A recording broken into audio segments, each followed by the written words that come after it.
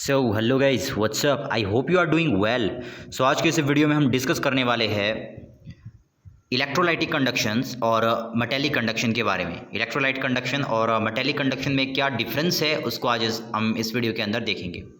So let's start. सबसे पहले discuss करते हैं हम मेटेलिक कंडक्शन से, उसके बाद हम आएंगे इलेक्ट्रोलाइटिक कंडक्शन के ऊपर। नाउ सबसे पहले हम आ जाते हैं मेटेलिक कंडक्शन के ऊपर। नाउ मेटेलिक कंडक्शन क्या है? मेटेलिक कंडक्शन में जो है जो कंडक्शन होता है वो कैरिड आउट होता है by the movement of electron. यहाँ पर आपको मेटेलिक करना है।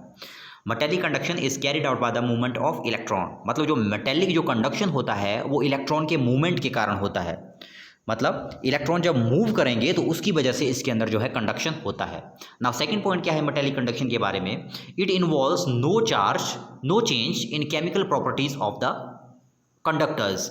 इसके अंदर जो है कंडक्टर के अंदर केमिकल प्रॉपर्टी में जो है कोई भी चेंज नहीं आता है। सबसे पहला पॉइंट तो इसमें ये है, जो कंडक्शन होगा वो इलेक्ट्रॉन के मूवमेंट की वजह से होगा। और दूसरा, जो कंडक्टर्स है मतलब जो कंडक्ट कर रहे हैं उस चीज़ को, ठीक है, उसके अंदर जो है किसी भी तरह का केमिकल प्रॉपर्टी में कोई चेंज नहीं आएगा। मतलब कंडक्ट हो रही है तो हो रही है, कोई चेंज नहीं उसके अंदर केमिकल आएगा, ठीक है। नाउ थर्ड हमारे पास क्या है? It does not involve the transfer of matter. इसमें जो है मैटर का ट्रांसफर नहीं होगा।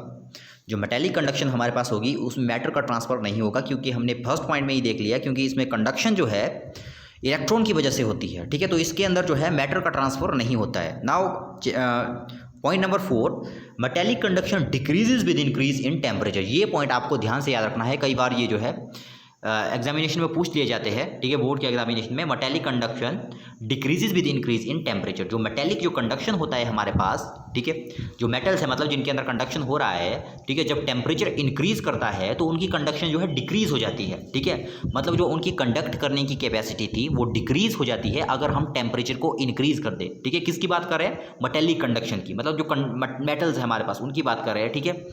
तो ये हमारे पास हो गए। अब दोबारा देख लेते हैं एक बार इनके मेन पॉइंट। सबसे पहला, इसके अंदर जो है इलेक्ट्रॉन की मूवमेंट की वजह से जो है कंडक्शन होता है। दूसरा, इसमें जो कंडक्टर है उसकी केमिकल प्रॉपर्टी में कोई चेंज नहीं आता, ठीक है। तीसरा, इसमें जो है मैटर का कोई ट्रांसफर नहीं होता, क्योंकि पूरा का पूरा जो कंडक्शन होता है वो इलेक्ट्रॉन की मूवमेंट की वजह से होता है, ठीक है। और नंबर 4 इसमें है, जो मेटेलिक कंडक्शन होता है वो डिक्रीज होता है जब हम टेम्परेचर को इंक्रीज करते हैं, ठीक है। ये वाला पॉइंट बहुत इंपॉर्टेंट है, इसको याद रखिएगा, ठीक है। अब नेक्स्ट हम आते हैं इलेक्ट्रोलाइटिक कंडक्शन के ऊपर। अब इलेक्ट्रोलाइटिक कंडक्शन क्या है? ठीक है, सिंपल सी बात है, जो इलेक्ट्रोलाइट हमारे पास कंडक्शन करवाएंगे उस कंडक्शन को हम जो है इलेक्ट्रोलाइटिक कंडक्शन कहते हैं। नाउ अब जो इलेक्ट्रोलाइटिक कंडक्शन है इसमें जो है इलेक्ट्रॉन की मूवमेंट की वजह से कंडक्शन नहीं होता। हमने ऊपर मेटेलिक कंडक्शन में देखा, उसमें क्या होता है, जो कंडक्शन होता है वो इलेक्ट्रॉन की मूवमेंट की वजह से होता है। लेकिन जो इलेक्ट्रोलाइटिक कंडक्शन हमारे पास होता है, मतलब इलेक्ट्रोलाइट्स के अंदर जो कंडक्शन होता है उसमें जो है आयंस की वजह से, आयन के मूवमेंट की वजह से जो है कंडक्शन होता है, ना कि इलेक्ट्रॉन की मूवमेंट की वजह से। अब हमें पता है कि इलेक्ट्रोलाइट हम किसको कहते हैं? इलेक्ट्रोलाइट मतलब वो कंपाउंड जो आयंस में कन्वर्ट हो जाते हैं, मतलब जो आयन में कन्वर्ट हुए होते हैं, ठीक है। तो हमें पता है ये पहले से आयन में कन्वर्ट हुए हैं, ठीक है। सो जो इलेक्ट्रोलाइटिक कंडक्शन होगा उसमें जो है किसकी वजह से कंडक्शन होगा? उसमें जो है आयंस की वजह से कंडक्शन होगा। ये जो है मेन डिफरेंस है। पहले वाले में इलेक्ट्रॉन की वजह से हो रहा था, सेकंड वाले में जो है आयन की वजह से जो है कंडक्शन होगा। सेकंड, पहले वाले में हमने क्या देखा, जो मेटेलिक कंडक्शन था उसमें कंडक्टर के ऊपर जो है किसी भी तरह की कोई केमिकल प्रॉपर्टी में वहाँ पर कोई भी चेंज नहीं हो रहा था। लेकिन यहाँ पर केमिकल प्रॉपर्टी में जो चेंज होगा, ठीक है, मतलब जो कंपाउंड होगा पहले टूटेगा, उसके बाद ही तो कंडक्शन कर पाएगा वो, ठीक है। मतलब पहले जो ओरिजिनल कंपाउंड है उसको तो पहले टूटना ही पड़ेगा, मतलब केमिकल प्रॉपर्टी उसकी जो है चेंज हो जाएगी, ठीक है।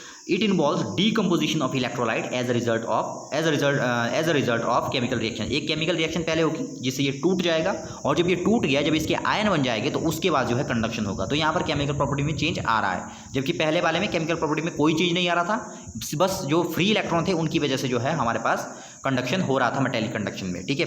नाउ थर्ड पर अगर हम आए, it involves the transfer of matter as ion, ठीक है। तो यहाँ पर देखिए सिंपल सी बात है, यहाँ पर जो है मैटर का ट्रांसफर होगा, क्योंकि यहाँ पर जो है इलेक्ट्रॉन की वजह से जो है कंडक्शन नहीं हो रहा है। यहाँ पर आयन जो है खुद एक जगह से दूसरी जगह जा रहे हैं, तो इसलिए हम कह सकते हैं कि इसके अंदर जो है मैटर का ट्रांसफर हो रहा है, ठीक है। मतलब आयन खुद एक जगह से दूसरी जगह जा रहे हैं, ठीक है। मतलब यहाँ पर सिंपल सी बात है कि इसमें जो है आयन जो है मूव कर रहे हैं, मतलब उनका ट्रांसफर हो रहा है, ठीक है।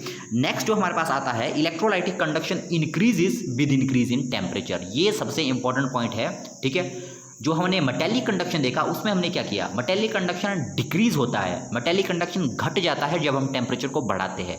लेकिन इलेक्ट्रोलाइटिक कंडक्शन बिल्कुल उसका उल्टा है, जो इलेक्ट्रोलाइटिक कंडक्शन हमारे पास होती है वो बढ़ जाती है जब हम टेम्परेचर को जो है इंक्रीज करते हैं। ठीक है, तो ऐसा क्यों होता है, ऐसा इसलिए होता है जब हम टेम्परेचर को इंक्रीज करते हैं तो जो हमारे पास, मान लीजिए अब हो सकता है हमारे पास स्ट्रॉन्ग इलेक्ट्रोलाइट हो सकता है हमारे पास वीक इलेक्ट्रोलाइट हो। ठीक है, तो अगर हम टेम्परेचर को इंक्रीज करेंगे तो क्या होता है, जो इलेक्ट्रोलाइट था, जो इलेक्ट्रोलाइट के वो वाले पार्टिकल जो डिसोसिएट नहीं हुए थे, मतलब जो आयन में कन्वर्ट नहीं हुए थे, जब हम टेम्परेचर देंगे तो खुद जो है इजीली जो है टूट जाएंगे, मतलब जो बचे खुचे जो हमारे पास जो उस कंपाउंड के मॉलिक्यूल था वो भी टूट जाएंगे और जो है कंप्लीटली सारे के सारे आयन में कन्वर्ट हो जाएंगे। ठीक है, तो जितने ज़्यादा आयन होंगे उतनी ही ज़्यादा जो है कंडक्शन होगी। ठीक है, इसीलिए जो है इलेक्ट्रोलाइटिक कंडक्शन इंक्रीज करती है जब हम टेम्परेचर को इंक्रीज करते हैं। सो ये थे कुछ डिफरेंस मेटेलिक कंडक्शन और इलेक्ट्रोलाइटिक कंडक्शन के बीच में। आई होप कि आपने वीडियो को एंजॉय किया होगा। मिलते हैं नेक्स्ट वीडियो में, तब तक के लिए गुड बाय।